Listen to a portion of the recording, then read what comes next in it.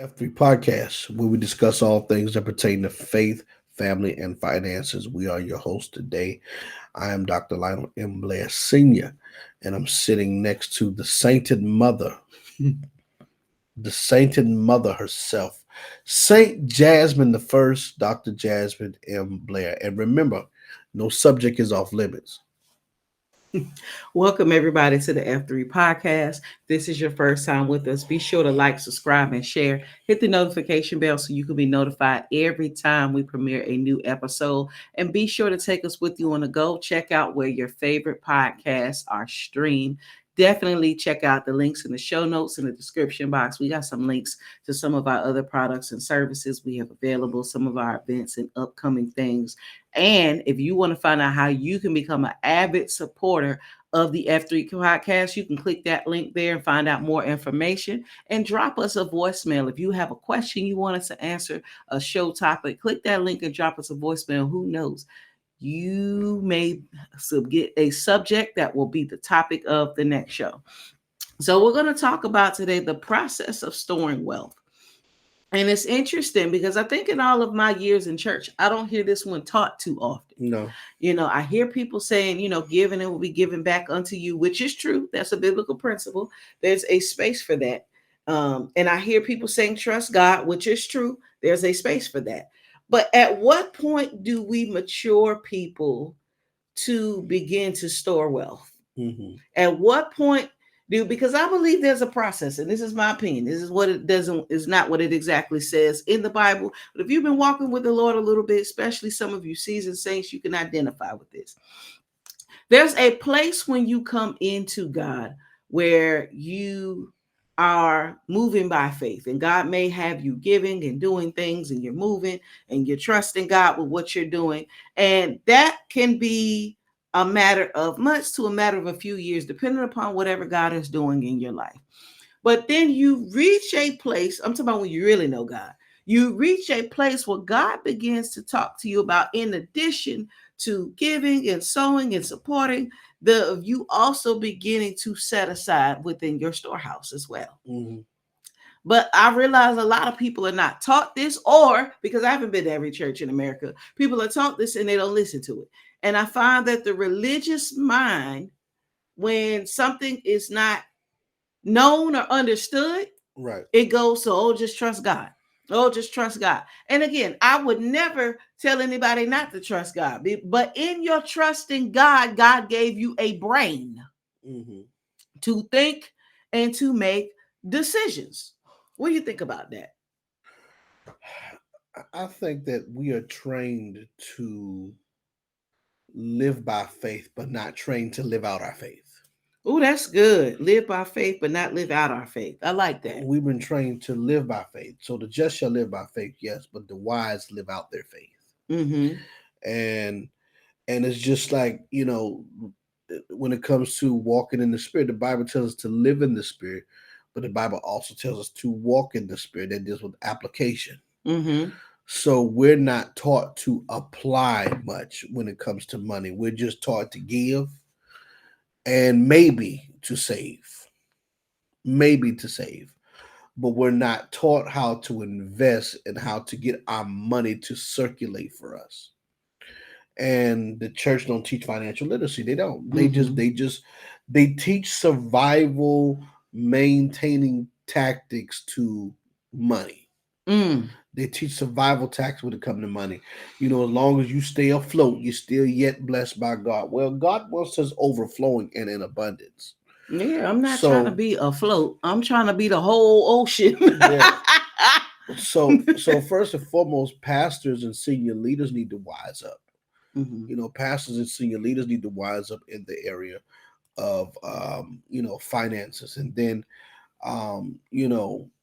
you may not be able to teach it because you ain't there either. So bring in an expert, Yes. connect with an expert first, and work that out in your life. All right, and then bring them in to help your people, because we got to become financially educated now more than ever. A lot of ministries are closing because of lack of financial literacy. Right. Ooh. A lot of ministries are closing because if you're poor as a pastor and then your congregation is poor, how are you going to keep a church open? Okay. How are you going to keep the lights on? How are you going to keep rent paid? Okay. And it's time for us to stop downplaying money like it's important. Money is one of the most important things in life.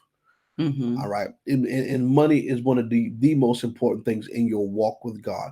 Because you can't do much of the will of God without it. How you going to evangelize without money? Mm. Okay. Well, we should be worried about that. How you gonna win souls? You should be talking about that. We need to win souls. You can't win souls without money. Come on now. Somebody Okay. homeless, where you gonna put them? It's gonna take money to put them in a Yeah. hotel if the shelter's full, or to help them pay their rent or whatever. It takes money to do these things. Yeah, and that bullhorn you preaching on costs money too. Mm. If since you want to talk about evangelism, And depending upon where you go, the permit costs money. yeah, for real. You need money for everything. I'm sorry. You don't need money to be saved. You don't need money to have a relationship with God, but you need money to do the will of God. A lot of you, if you had, you could do more if you had more. A lot of you would be more effective if you had more because you'll be able to do more. Okay. So I think that we need to get to a place where we start embracing and accepting financial literacy as a requirement for ministry. You know, it's interesting. There's a book that's very popular. Anybody who has studied wealth or success or entrepreneurship, then you've heard of this book called The Richest Man in Babylon. And the name is hilarious because I know a lot of Christians probably haven't read this book because of the name of it. Mm-hmm. Oh, Babylon, want of God, and blah, blah, you know. No, I want you to get this book. It's called The Richest Man in Babylon by George S. Clausen or Clayson. You just type it in. It's an old book. It's an oldie but goodie. One of those that everybody's read it. You know, a lot of these big people that we see, CEOs, COOs, I'm sure they've all read it. But the book gives simple financial principles that you can follow for anywhere that you are. And one of the things it talks about is paying yourself first. If you just save a portion of everything that you get, that'll solve like 90% of your problems. That'll solve like 90% of your problems. But see, we don't teach people this stuff. Just and it's simple. It's very simple. A lot of us, as we've talked about in the past, we're not taught this growing up, especially us African American brown folks. We are not taught. Well, first of all, people can't teach what they don't have, and I think that's important. So if you were not raised in an environment where these were regular conversations or this knowledge was had, you couldn't have it. But now you're grown and you have a choice to do something about it. You can begin to reach out and grab these things from other sources. So I want you to get this book, The Richest Man in Babylon, because it will give you some basic principles. You don't have to know the ins and outs of, finance. You don't have to know anything. And I can guarantee you there's enough breadcrumbs in this book, not only to help you where you are, but to help lead you down a path to where it is that you want to go. But the thing is, we trust God to make a path for us. Mm-hmm. That for what we should be doing. Right. We trust God to make a path for us. Did you want to read that scripture? Because, and while you're pulling that up, because I think we forget that this is a part of our salvation. Let's go there for a minute. To be saved means to be delivered. And to be delivered is an all-inclusive of every aspect of our life. For the Spirit of the Lord has come upon me to do what? To preach the gospel to who? Unto the poor first. Why was the gospel supposed to be preached to the poor first? Because they needed it the most, because they didn't have nothing. They didn't have nothing. And honestly, they're the easiest people to preach to receive the gospel, because Jesus said what? As hard as it is for a camel to get through the eye of a needle, it's even harder for a rich man to enter the kingdom.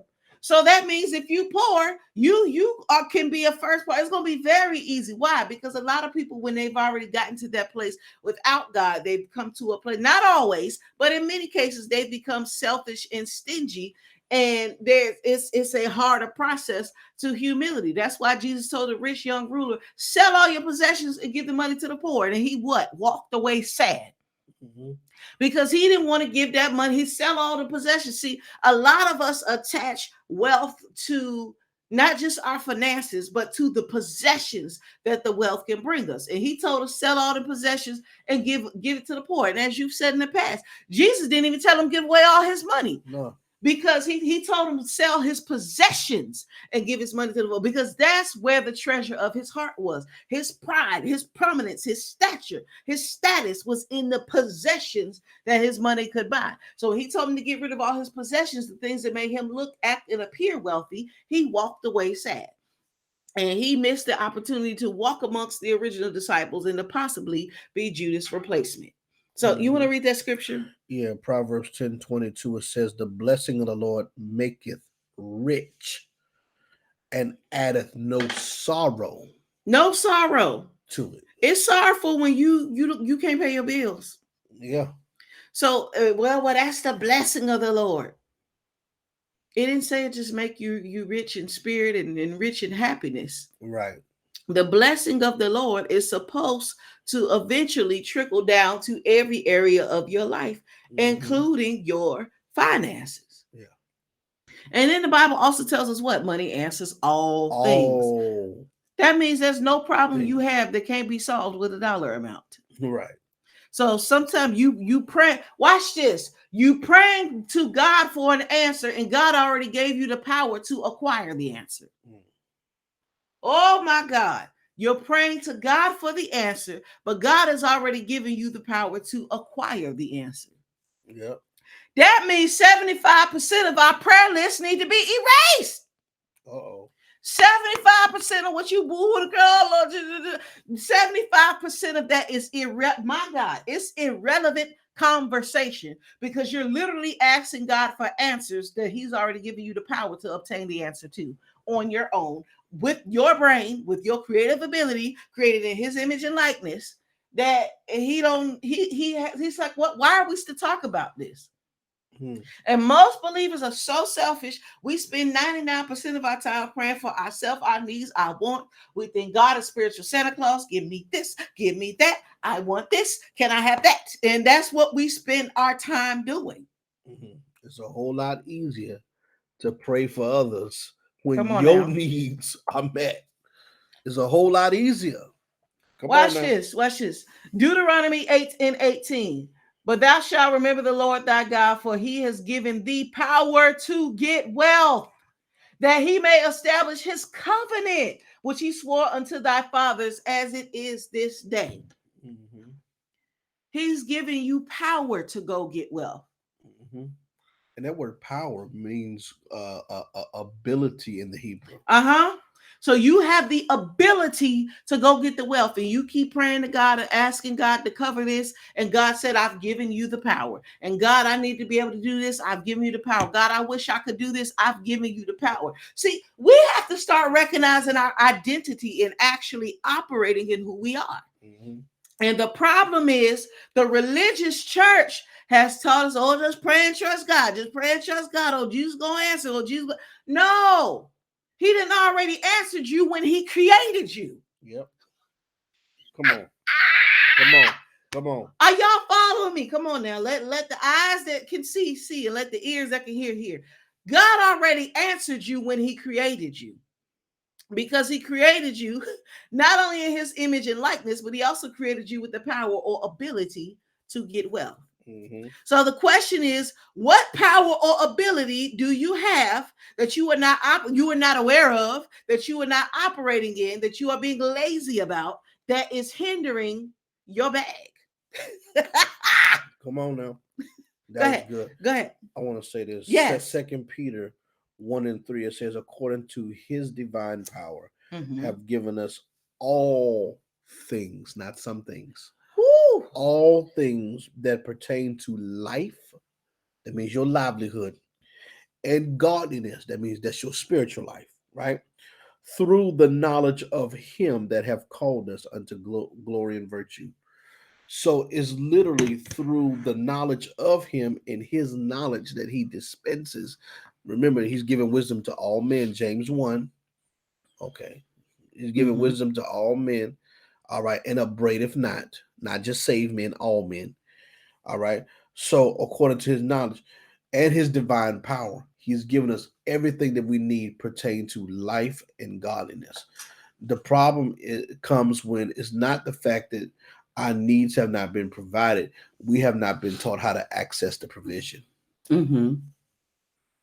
We have not been taught how to access provision. Um, and he's given us, like you said, the ability, the power to access the provision. Mm-mm.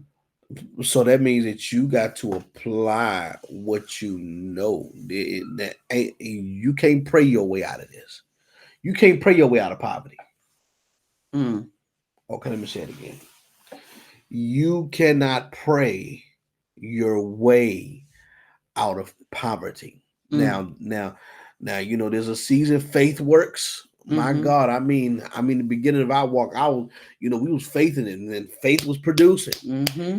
Faith was, every time I sold, baby, money would just come out of nowhere. Every time I spoke, money just came. Every time, we would make certain moves, money would just come. Mm-hmm. All right.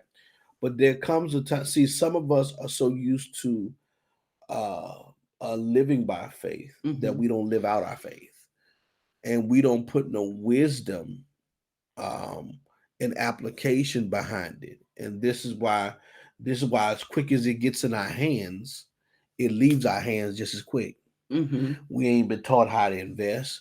A lot of y'all want to put y'all money in a bank when there's other places that you can save Mm-hmm. in the bank, outside of the bank that'll yield you more yearly interest. Oh yeah. Okay, see, you understand this stuff that the wealthy do. This stuff that the It's for wealthy do. informational purposes. This is not Yeah, official financial advice. right. Yeah, so that way you won't be trying to sue me for stuff. But he said, no, we just up No, here talking. no, we just up here talking. Now later on we can talk about that in a different setting. And I'm talking about stuff that's public. So, but there are other ways to, save and circulate your money. You know, and see, the thing about it is, the knowledge is out there. God is given the knowledge. But see, you think, most of y'all knowledge come from the pulpit. That's your problem. Most of your knowledge come from the pulpit, and the pulpit just as ignorant as you are. Okay. That's why your pastor should be able to show you how to get the bag. If your pastor cannot show you how to get the bag, then you need to seek some outside mentorship on how to get it. And see, if you see somebody getting the bag, inquire, how did you get that? You understand? Mm-hmm. Can you show me how to get the bag? I ain't talking about taking me around. I ain't talking about taking me around in circles either. Show me exactly how you get your bag. And see, that gatekeeping is the issue. Yeah, it is. That's been a big topic on social media, not just about wealth, but business skills and employment and career growth. Gatekeeping is one of the most hateful and evil things. You fought your way to get there, or somebody was gracious enough to share the knowledge with you, or by the grace of God, you just got to where you are by favor. Why would you? Don't you know if you open up and reach your hand out to help somebody else to get to where you? Because see, we so worried about people passing us. Well, if I help them, and then they go. Gatekeeping is wicked and it's of Satan. And they think that if they think that helping is equivalent to giving handouts, because if you don't struggle like I struggle, if you don't work how I worked, then you're not going you're not deserving of this, or whatever the case may be. Well, I can't help but think about family principles and things like that, and how we should not have to struggle how our parents struggled. You understand what I'm saying? You know, most rich people come into the family business, Mm-hmm. right? They come into the family business. So if you're mentoring someone, right? If you're taking the time to mentor someone, first of all, okay, I understand there's lessons and wisdoms that you need to learn, but why would you want them to struggle how you struggle? I love what Mike Murdoch say. Mike Murdoch said, mentorship is wisdom without the pain. Come on now. That's good. Wisdom without the pain. If I come to a certain place and I'm mentoring someone else, I'm going to tell you my mistakes and what I did to fix them. But I'm not going to make you go through the same thing when I've already conquered. Okay. You start where my victory ends. Mm. And then you build on that because each generation is going to face their own struggles. Okay. Let me say that again. That's good. Each That's generation is going to face their own struggles. This is why a lot of y'all can't keep mentees because they figure, shoot, you taking me around the world, and you taking me in circles, I might as well go find out for myself. Because see, in gatekeeping, even if they give you a little bit of information, they'll never give you enough to be more than them. good. Mm. They'll never give you enough to be more than them. You're supposed to provide a foundation for me if I'm being if you're mentoring me in these areas. And see, gatekeeping is a whole nother subject because see, that's applicable to ministry. That's That's gonna be our applicable to next the topic. okay, good. That's applicable to the financial world, all of that. That's even Mm-hmm. regional Uh-oh. because see, some people see you got to be able to recognize who's next. Ooh. The problem is that we still want to monopolize on who's next and how they're next. You got to be able to recognize who's next and open that door for them. But see, it's not like that no more. Uh-huh. Because see, if I open a door for you, no, you got to come under me. You got to call me daddy. You got to give me credit for 25 years for Yeah, actually helping you. right. You see, Even though freely you receive, freely you give. yeah, and an honorable person gonna honor you anyway. That part. An honorable person is going to honor you. But when and it's just from my perspective, if I see that you're trying to you know do all that gatekeeping and withhold certain stuff and make stuff hard for me, you know nah, Don't let the I door take hit you where the good Lord split you. yeah, I'll take my chances somewhere else with someone else, Mm-hmm. somewhere else with someone else. Because no, you don't want to give handouts, no. But if someone's already working to perfect their life and you got something that can really help them do that, share the information, share the contacts, Mm-hmm. open the doors. You see what I'm saying? Sow a seed. Some of y'all don't want to do that, you know you know or whatever. However it is that you do, but I don't mind work, but you're not going to work me like you had to work. Yeah, that doesn't make That sense. this generation works smarter, not harder. Mm-hmm. See, the previous generation was a generation of hard work. Okay, let me. Mm-hmm. That's good. The previous generation was hard work, so you had to put in the hours and the labor and all this other stuff. Nowadays, shoot, people are putting in an hour a day and have become millionaires. See, as long as people are putting in an hour, 2 hours, maybe three at the max every day Come on. on a computer to become millionaires. Okay. And not only that, these guys create courses where they don't even give you all the information, but you see their results and you buy their courses. That's another stream of income for them. You understand? But people are becoming millionaires. They're learning the secrets of marketing and just other stuff that you can just do from the internet now. They're not finna be listening up to you saying that you need to put in 50 hours a week, on this, that, and the third, and which I do believe in. I do believe in putting work in what you do now. Mm-hmm. Get me wrong. Ain't talking about being lazy. Right. Ain't talking about being lazy. But when people begin to discover like there are ways out here where you could become a millionaire just putting in 2-3 hours of work, if that, they not finna listen to you holler about you got to work 50 hours like I did. Now, in the beginning, you should be able to put in those types of hours. I mean, yeah, But what that shouldn't be forever. That no, should be a transition period for you. no, and especially with people that have tasted some of this stuff. No, no, no, no, Mm-mm. no, no, no, no. No, but it's up to you. The reality is you've got to make a choice. Like I said, go ahead and get that book. If you have no idea, you don't know anything about anything, you don't know where to start, go ahead and get that book. And if you Google books like that one, and if you don't know the book, go back and rewind it. If you Google books and say books like this, then you will find some more books that are similar to that will lead you on the right path to where you need to go. Um, so, any closing remarks you got for today? Because this was good. Yeah. I think they got enough to chew on, and some of them need to go right now. And so, if you got an Audible credit, go get this book, go listen to it, go get it on Kindle or something. We're not getting no sponsorship. I just know this is a helpful book. This book was recommended to me by a mentor, and it was a very, very helpful book. And it can be very much a helpful to you. Just get past the fact that it says Babylon on it, and you'll be fine. Go ahead. I'll say this, again, I know we talk about the process of storing wealth, and we went a lot of necessary places with this.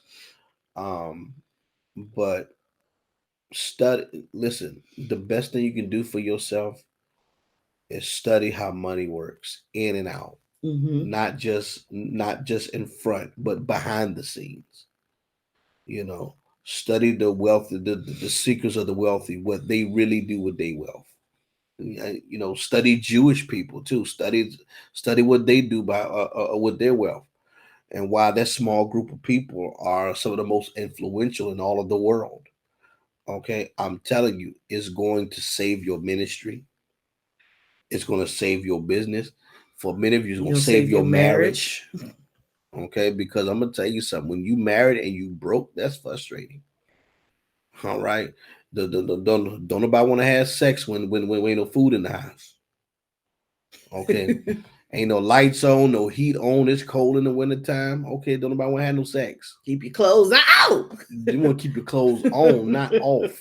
Ain't nobody trying to take no clothes off. All right. So when you can't afford diapers and all that other stuff, no. When you can't smile, when your wife come to you and say you pregnant, she pregnant. Because you automatically start thinking about, man, how are we gonna be able to afford that child? Yeah. And we've counseled people over the years that this has been a situation. I wish this was just an example, but I mean, these have been people's real lives Yeah. because of a misappropriation of faith Yeah. and using faith to spiritualize laziness.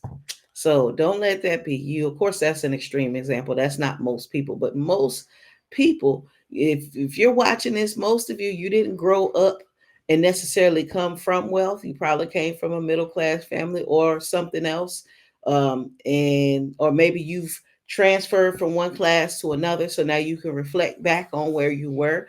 And some of you're not necessarily in a bad place. Things are paid for, things are taken care of, the Lord has kept you, but now you're ready to do something different. I want you to go get that book for you, not for me. Like I said, it's not helping my pockets. None. You watching this podcast is helping my pockets. But go get that book for yourself and for the legacy that you want to leave behind. Until next time on the F3 podcast. Goodbye.